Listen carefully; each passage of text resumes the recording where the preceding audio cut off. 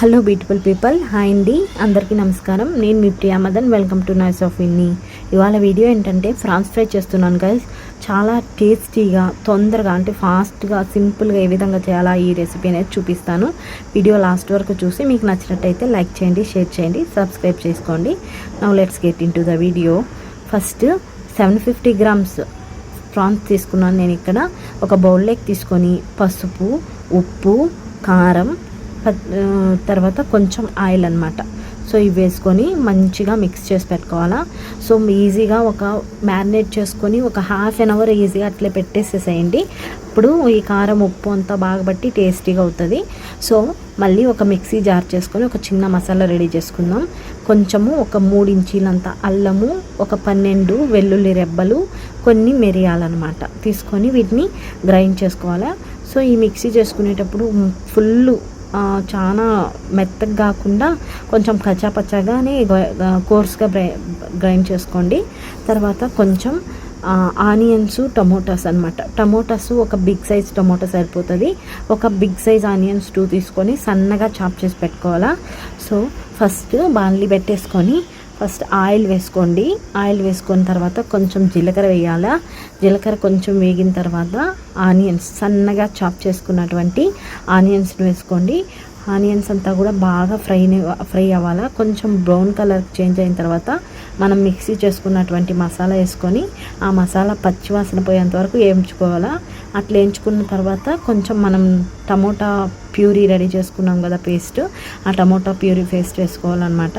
So తర్వాత కొంచెం పసుపు, కొంచెం ఉప్పు, కొంచెం ధనియాల పొడి. ఏ స్టేజ్లో వేయాలంటే ఈ విధంగా టమోటా పేస్ట్ నుంచి ఆయిల్ బయట వస్తుంది అనమాట.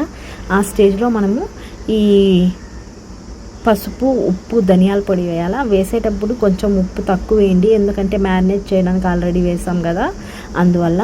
సో ఇప్పుడు మనం మ్యారినేట్ చేసుకున్నటువంటి ఫ్రాన్స్ వేసుకోవాలన్నమాట. ఫ్రాన్స్ వేట్ చేసుకొని బాగా మిక్స్ చేసుకోవాలా. మిక్స్ చేసేసుకొని మూత పెట్టకుండా ఉడికించుకోవాలి గాయ్స్. మూత పెట్టుకోకుండా ఉడికించుకుంటే చూడండి కొంచెం ఆయిల్ అలా బయట వస్తుంది. దాని తర్వాత కొంచెం వాటర్ వస్తుంది అనమాట, లైట్గా వాటర్ వస్తుంది రొయ్యల నుంచి. సో ఆ స్టేజ్కి వచ్చిన తర్వాత అవి అంతా కూడా వాటర్ అయిపోయేలాగా ఉడకనీయాల. సో అప్పటికి రొయ్యలు ఉడికిపోతాయి అన్నమాట. సో మనకి రొయ్యలు ఏ విధంగా ఉడికినాయి అనేది ఈ ఆయిల్ బయట వచ్చేసిన వెంటనే మనకు తెలిసిపోతుంది. సో ఈ స్టేజ్లో పచ్చిమిరపకాయలు ఈ విధంగా ఘాట్లు పెట్టుకొని పచ్చిమిరపకాయలు వేసుకోండి. కొంచెం కర్రీ లీవ్స్ వేసుకోండి.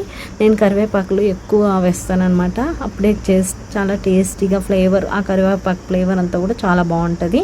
సో ఇది అయిన తర్వాత చూడండి ఇట్లా ఆయిల్ వచ్చిందంటే రొయ్యలు బాగా ఉడికిపోయినాయి అని అర్థము.